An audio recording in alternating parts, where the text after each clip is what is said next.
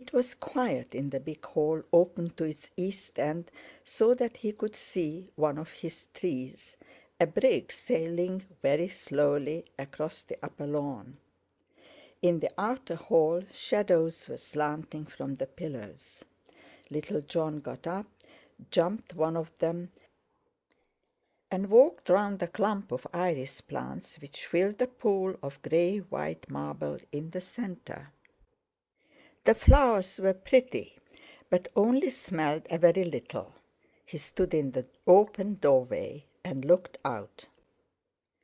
Suppose they didn't come! He had waited so long that he felt he could not bear that, and his attention slid at once from such finality to the dust motes in the bluish sunlight coming in. Thrusting his hand up, he tried to catch some. Bella ought to have dusted that piece of air. But perhaps they weren't dust, only what sunlight was made of. And he looked to see whether the sunlight out of doors was the same. It was not. He had said he would stay quiet in the hall, but he simply could not any more. And crossing the gravel of the drive, he lay down on the grass beyond. Pulling 6 daisies, he named them carefully: Sir Lamorak, Sir Tristram, Sir Lancelot, Sir Palomides, Sir Bors, Sir Gawain, and fought them in couples till only Sir Lamorak, whom he had selected for a specially stout stalk, had his head on, and even he, after 3 encounters, looked worn and waggly. A beetle was moving slowly in the grass, which almost wanted cutting. Every blade was a small tree, round whose trunk the beetle had to glide. Little John stretched out Sir Lamorak, feet foremost, and stirred the creature up. It scuttled painfully. Little John laughed, lost interest, and sighed. His heart felt empty. He turned over and lay on his back. There was a scent of honey from the lime trees in flower, and in the sky the blue was beautiful, with a few white clouds which looked and perhaps tasted like lemon ice. He could hear Bob playing way down upon the Suwannee River on his concertina, and it made him nice and sad. He turned over again and put his ear to the ground. Indians could hear things coming ever so far. But he could hear nothing, only the concertina. And almost instantly he did hear a grinding sound, a faint toot. Yes, it was a car coming, coming! Up he jumped. Should he wait in the porch, or rush upstairs and as they come in shout, "Look!" and slide slowly down the banisters head foremost? Should he? The car turned in at the drive. It was too late, and he only waited, jumping up and down in his excitement. The car came quickly, whirred, and stopped. His father got out exactly like life. He bent down, and little John bobbed up. They bumped. His father said, "Bless us! Well, old man, you are brown," just as he would. And the sense of expectation, of something wanted, bubbled unextinguished in little John. Then, with a long, shy look, he saw his mother, in a blue dress, with a blue motor scarf over her cap and hair, smiling. He jumped as high as ever he could, twined his legs behind her back, and hugged. He heard her gasp, and felt her hugging back. His eyes, very dark blue just then, looked into hers, very dark brown, till her lips closed on his eyebrow, and squeezing with all his might, he heard her creak and laugh and say, "You are strong, John."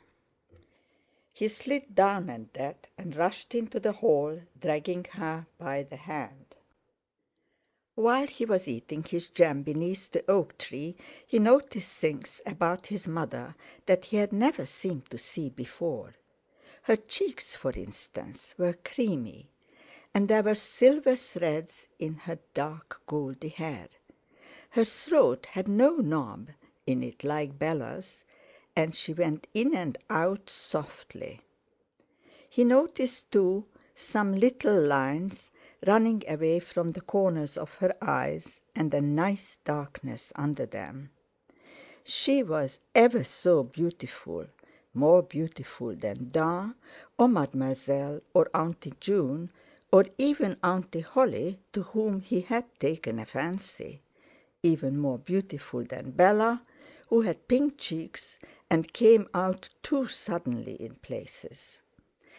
This new beautifulness of his mother had a kind of particular importance, and he ate less than he had expected to.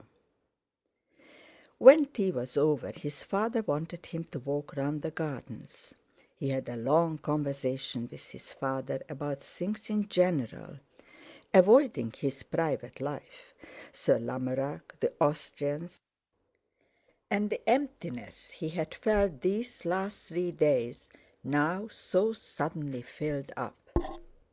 His father told him of a place called Glensofantrim, where he and his mother had been, and of the little people who came out of the ground there when it was very quiet. Little John came to a halt, with his heels apart. "Do you really believe they do, Daddy?" "No, John, but I thought you might." "Why?" "You are younger than I, and they are fairies." Little John squared the dimple in his chin. "I don't believe in fairies. I never see any." "Ha!" said his father. "Does Mom?" His father smiled his funny smile. "No, she only sees Pan." "What is Pan?" "The goaty goat who skips about in wild and beautiful places." "Was he in Glensofantrim?" "Mom said so." Little John took his heels up and led on. "Did you see him?" "No, I only saw Venus Anadyomene." Little John reflected. Venus was in his book about the Greeks and Trojans. Then Anna was her Christian and Diomene her surname. But it appeared on inquiry that it was one word, which meant rising from the foam. Did she rise from the foam in Glensofantrim? "Yes, every day." "What is she like, Daddy?" "Like Mum."